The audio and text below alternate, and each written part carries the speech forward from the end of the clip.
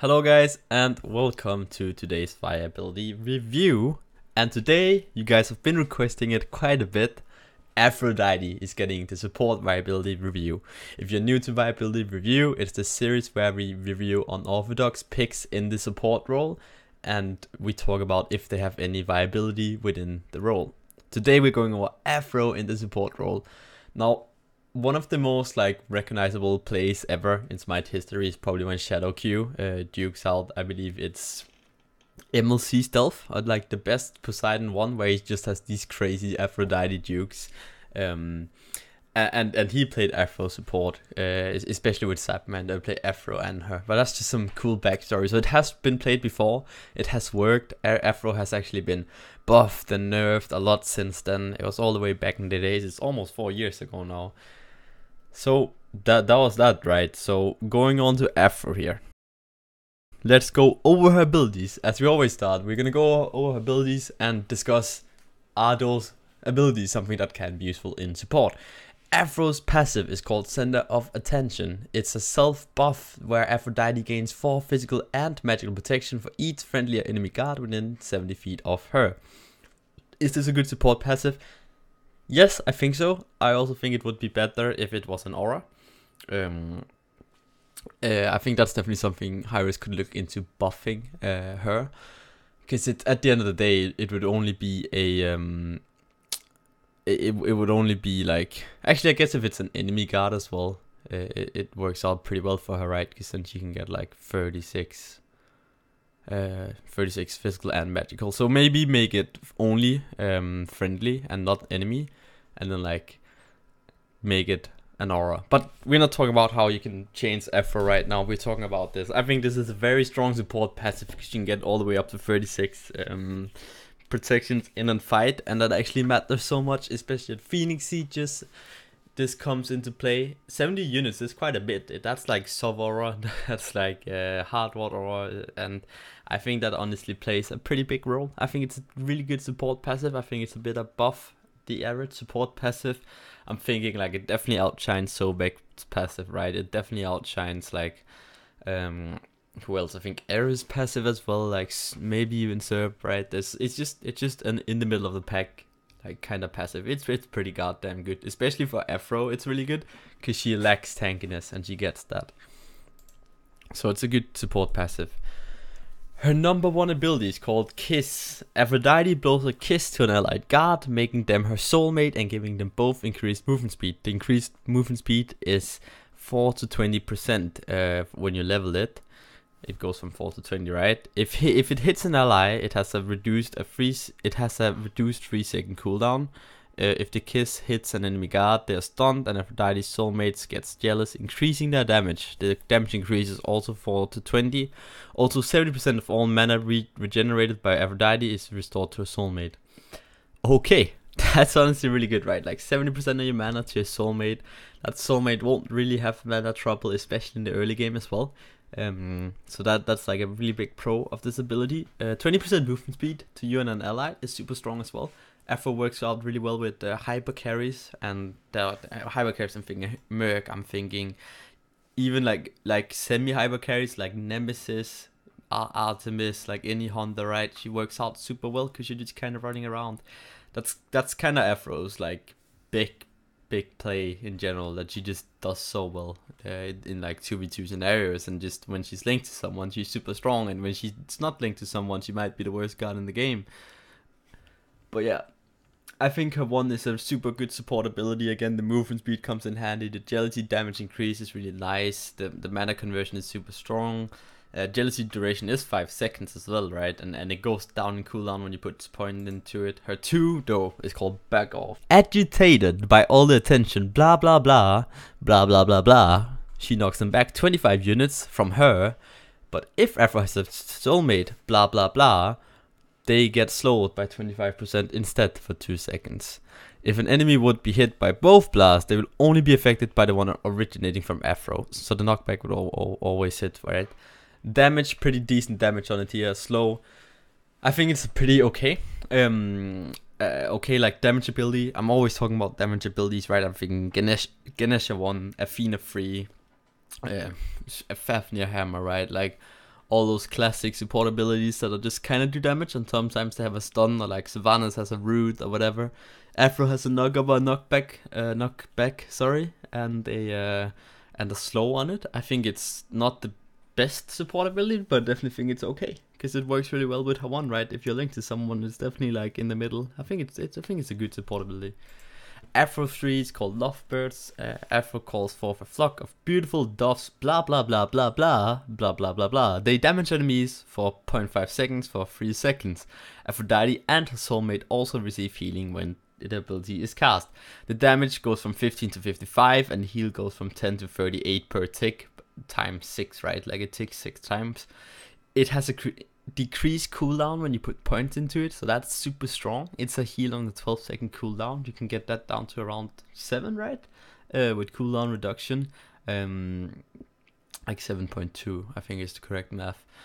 So definitely like a super strong ability for support. Like it's a heal, right? It does damage. It's like Aphro just has 2 damaging abilities that actually do quite a bit of damage, and you will notice that when you kind of play her as well. Like it's honestly pretty strong. Now Aphrodite's ult is Undying Love. Aphrodite blah blah blah pledges some love. While this is active, her and her soulmate are invulnerable to all damage for a short duration. All crowd control effects are also removed when activated. So you're immune to everything, and you're already like you're removing already applied effects to you as well. Now this ability goes from 0.8 invulnerability to 2 seconds, right? And the cooldown goes down every time you put a point into it. I think this is the strongest part about Aphro. The main problem other supports that are not Guardians have is that they don't have super strong ults. Like usually Guardians have these insane ults. You're thinking like Pfeff ult gives him a whole other like thing. Athena ult is a global ult. Sylvanas ult is a possible 5-man knock-up. Ares ult is insane. You have like a really kind of support ult is really good, or Guardian ult is really good, and that's where other like warrior support and assassin supports kind of struggle. But Aphro's ult is honestly super great. I think it's a really good ability for her as well. Like the way you can kind of use it just to protect your carries is so good. Like, but I want to mention Aphro is just a peeling guard, right? Like super good at it. Ability leveling order on Aphro: you level the 3 first all the way, then you always put points in the ult, and I think you can kind of go between the 1 and the 2. If you feel like you need more damage, definitely level the 2. If you feel like you don't need more damage and just need to protect more, like more mobility and more protection in form of mobility, because mobility is just protection because you can duke out more, definitely go ahead and level the 1, but you can kind of level whatever. But most importantly, start with the 3, put points into the ult when you can, except like at level 9, then you want to get the 3, and then just put points to the ult, and that's kind of how you level Aphro support. Okay, moving on to Aphrodite's pros. I think, as I mentioned already, Aphro kind of has this insane mid-game 2v2 scenario. We had a game where I was playing with, I think it was a Chiron, and we just took the dual lane tier 2 tower at like 10 minutes, because we're just 2v2ing, and you don't really die. Like we're just healing up with Chiron as well. We're just chilling. I think Aphro is absolutely insane in these 2v2 scenarios. She works out like super well, and I don't think there's any combination of cards that can possibly kill her in like a 2v2 scenario if she gets the choice of a correct relic. Like sure, you can say, well, EmilZy, what if it was an Odin and a Posh? And then she would die. If you can like build a counter relic, I don't think there is. I think Aphro is insanely strong when she like kind of hits that level 11, 12, right? When you're a couple of levels into your abilities, I feel like that's when she gets super strong. The 2v2 works out really well. Even like 2v3, you can kind of pull it off. I think it's such a big pro for Aphro that she has this ability to just make essentially someone unkillable on your team. If that person is a hyper carry, like it's gonna be such a rough time for the enemy team to kill him, because you just support Aphro, right? Your only job is keeping that person alive. If you get really good at Aphro, I'm not that good at Aphro myself. I'm sure you can get really good at like macroing around. You can make the plays where like ult and then 1, and then the ult is still gonna go off. You can like kind of get a better flow of how you hit different allies with the one right when they need it, like link to them. You can get really good at the linking. So I think it's super sick on Aphro that she has this ability to like just like link to someone and make them unkillable. That's kind of OP. She has a really rough time getting there, and we'll get into that in the cons, but let's keep going here with the pros. Aphro has sustain, and that's a super big pro. Sustain has always been kind of OP in Smite, even though anti-healing is really relevant right now. But I definitely think that in general, like, healers are good because they have healing, right? But Aphro is honestly really good without the heal as well. Like, she has the sustain, right? But she works well without the sustain. Hell is kind of the same, but imagine a Ra without this heal. It's kind of meh, right? Like, yeah, sure, he has a blind, he has some damage, but like that you pick Ra for the heal. Sure, you pick Hell for healing as well, but she works out fine without the healing because usually you're 100% anti-healed regardless, right? But I think Aphro kind of goes in the same boat with Hell rather than Ra, where she can still do a lot of work without the heal if you're like 100% anti-healed, and I think that's super good for her. So sustain in general, super nice. If you're sieging, if you're going for that fire giant or something, it works out so well for Aphro. The ult, as we mentioned, works very well with like peeling. She has insane peel, Aphro. She's so good at keeping that one guy alive, and she's so good. You can even just link to a front line. Imagine you have like a tanky Ravana, a tanky Kukulin, and you link to that guy. He's never gonna die. He's just gonna run down the enemy backline, and there's nothing they can do about it because he's just running them down with 20% more movement speed. He's getting slows, he's getting ulted, he's getting lovebirds. He's gonna have Lotus Crown on him as well. It's really good. And after all, I think Aphro actually has pretty good damage. Like, her damage honestly is not that bad at all. Moving on to cons. Now, Aphro, as much as I think she has insane potential and could be one of the best late game supports, she is very weak early on. Now, she gets kind of dumpstered in lane by any pressure whatsoever. Like, you're gonna get super far behind, and I think Aphro from behind is rough. Any guard from behind is rough, right? But Aphro in particular is one of those guards where you just don't really want to be behind on, and that means you need a high pressure ADC, or the enemy team to have picked like a Gep, or something like that, right? So it makes her weak, honestly. You don't have this solo lane where you can just kind of sit under the tower and farm because you won't lose your buffs because your jungler can babysit you. Well, the jungler can babysit you, or well, he can endure, but he won't usually. He will do it if you're solo, but he won't do it if you endure, like. And I think that makes her super weak early on. I think that's like a really big thing she has against her as a support, that she just feels very weak, especially now that it takes like more than 2 waves to hit level 2. I mean, maybe you can do some start where you start on the red buff thing and just go and fight them on purple, because she's not that bad in the 2v2. She actually does decent damage, but she's not anywhere near close as good as, like, I don't know, any pressure at all. She has no mobility, Aphro. I'll say that, right? She has 20% movement speed when the ability is leveled, but up until that point, she has no mobility. She has low base movement speed. She feels super slow. She feels super killable, even with the ult, especially early game. I think that's just Aphro's big problem, right? Like, without the ult mid game and even with the ult early game, she feels super weak. She feels very pickable. Yeah, she has no big CC, Aphro. Like, she has a stun, sure, it's a 1 second stun, and then she has a 25% slow, and that's it. So it's not necessarily a super bad thing. Obviously, you would have preferred if she had high CC, but that just means that you're relying on other people to have high CC, so you can't really get away with Aphro support if you don't have high CC in your comp in general.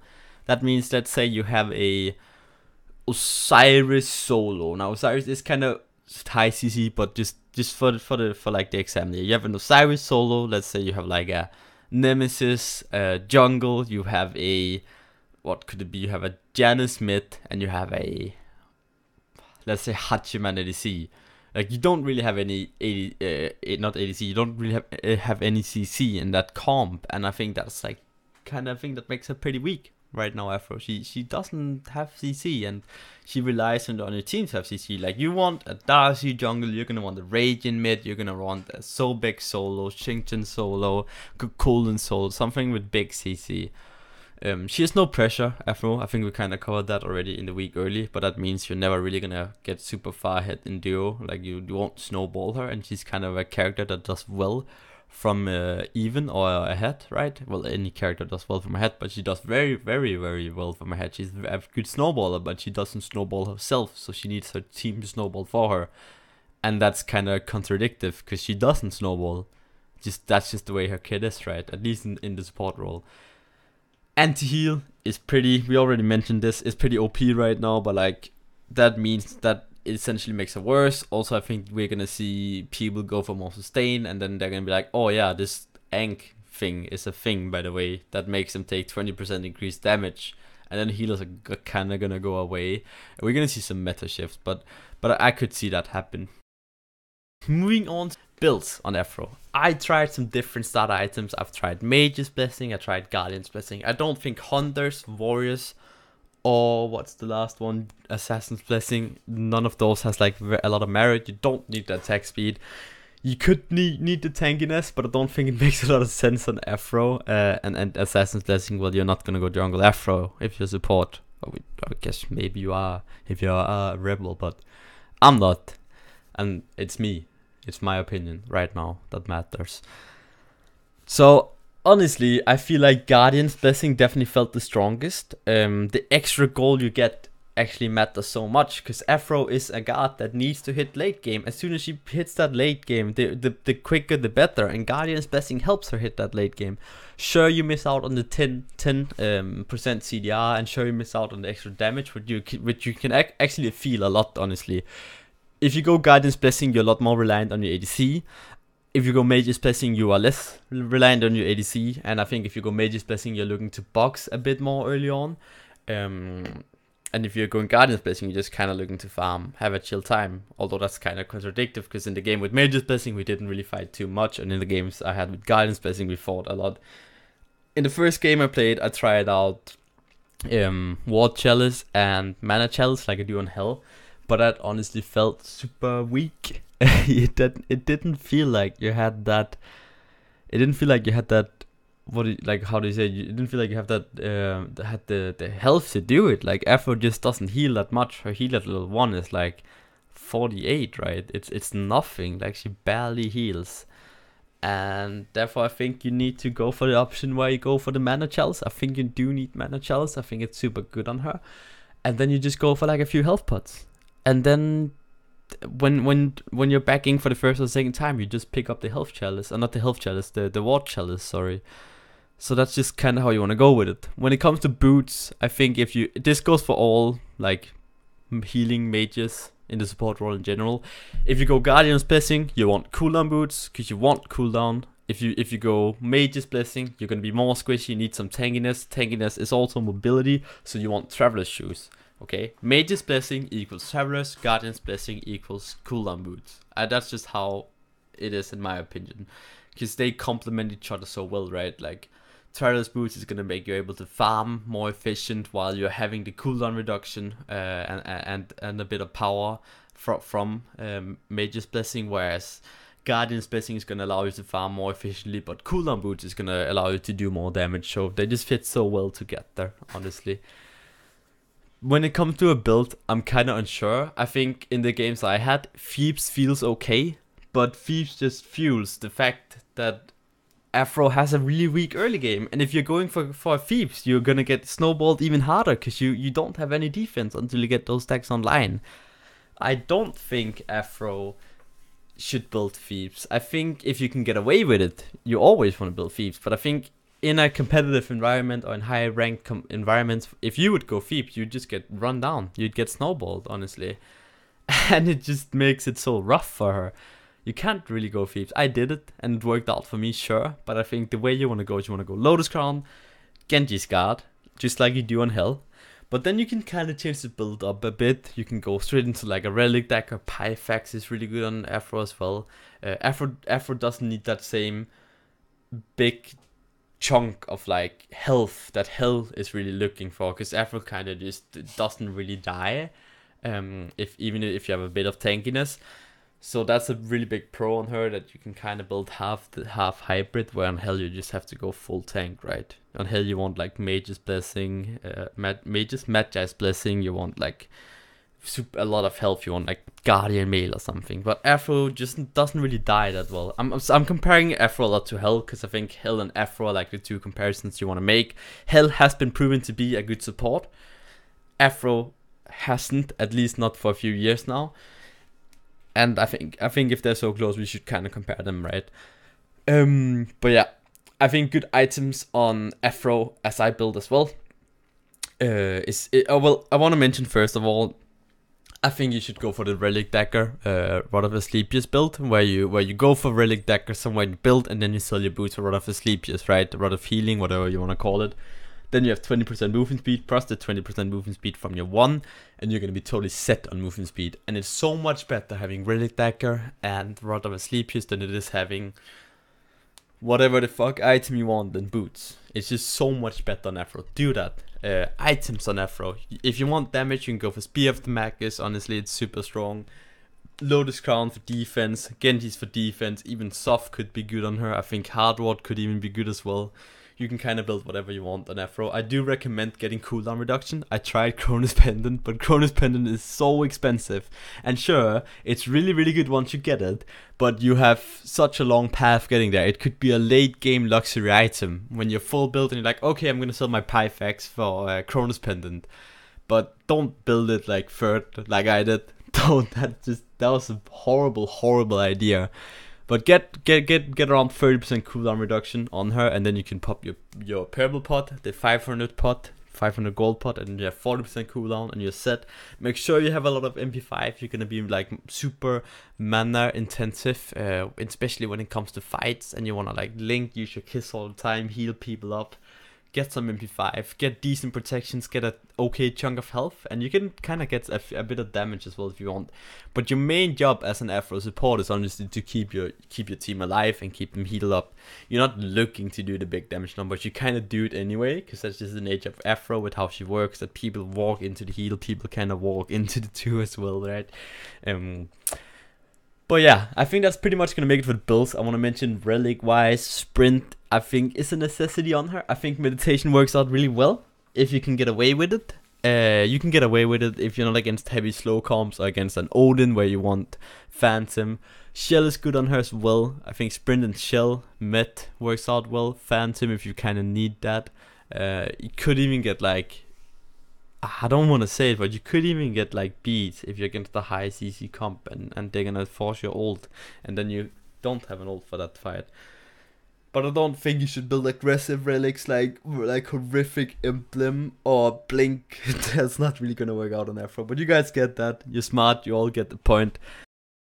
In my experience, what is kind of my experience from the games I played Afro? Now I think, without going too much into like conclusions, I think Afro has the weak early game. She feels really good mid game. Like once you get to that point where you feel kind of tanky and you get really annoying, you get the 5 points into your heal, then it starts feeling pretty strong. Like I honestly enjoyed it. I think she's a fun guard to play. Some tips: if you are going to use your CC correctly, you stun someone and then you move in front of them and then you use your 2, so that knocks back the enemy into your team. I did that quite a bit of times. Honestly works out super well. Try and use the heal on the enemy. Like you can just do the stun heal. Be patient with your ult. You don't have to ult if someone, like I had in a game where I was against a Freya, I could have definitely ulted my Artemis a few times when she got Freya ulted, but why would I do that if I could just heal her up over 2 rounds of heals, right? Be patient, it's what keeps you alive. Being patient at the right times. Of course, sometimes you just have to ult. And then stay safe. Keep your distance if it's the start of the fight. As the fight goes deeper and you can kind of start poking in and out using abilities, but in general trying to keep your backline alive. Don't initiate fights, it just won't work. Like, I mean, I guess if you're trying to pick someone, you can 1 and then do the 2 thing, like knocking them back into your team. But yeah, Use your abilities to interrupt people. You can use the 2 for interrupting. We had a Bellona Bludgeon, right? You can use the 1 as well for interrupting abilities. Like, it works out really well against a lot of warriors and stuff. You can kind of interrupt them, which makes her appeal even greater. So that was some tips on playing Aphro support, honestly. But also please be aware that early on you're going to be super weak on Aphro support. So you need to keep that in mind when you're playing her. My conclusion on Aphro is that she honestly feels pretty okay. Do I think it can work in competitive? No, because you're gonna get so stomped early on and you're never gonna get to the late game. Whereas someone like Hell actually has a pretty decent early game. Aphro doesn't have that. She doesn't pressure, she doesn't do the damage. Like, I don't think it's ever gonna work in competitive. I think maybe someone pulled it off with like start 3-man in duo, or the Aphro starts in solo or something. I don't even know. Sure, it could work. Can it work in ranked? Absolutely, because I think this is one of the viability review supports that I think a lot of people can just get some practice on and go out and play there, and you're gonna start smacking your ranked games. Just link to your hyper carry, link to the best player in your ranked team, and just you guys are gonna fucking frack. Like, I think I think Aphro can definitely work out in ranked if you get good at it. Again, that's kind of how it is, but I think she has more potential than some of the other ones we have done, and I think she's definitely gonna work out pretty well. But yeah, that's pretty much it for this viability review episode. How did you guys like it? Is there anything we can improve on? And that's it, right? Who's next? Who are we gonna do next on the viability review? Again, viability review is every Tuesday, 11 PM CET, 5 PM EST, 2 PM PST, 10 PM GMT, and then I don't know any more time zones on the top of my head. So that's gonna make it for this episode, guys. Who's next? What's next? How did you like it? Make sure to like, comment, subscribe, and press the bell. And until next time, everyone, peace out.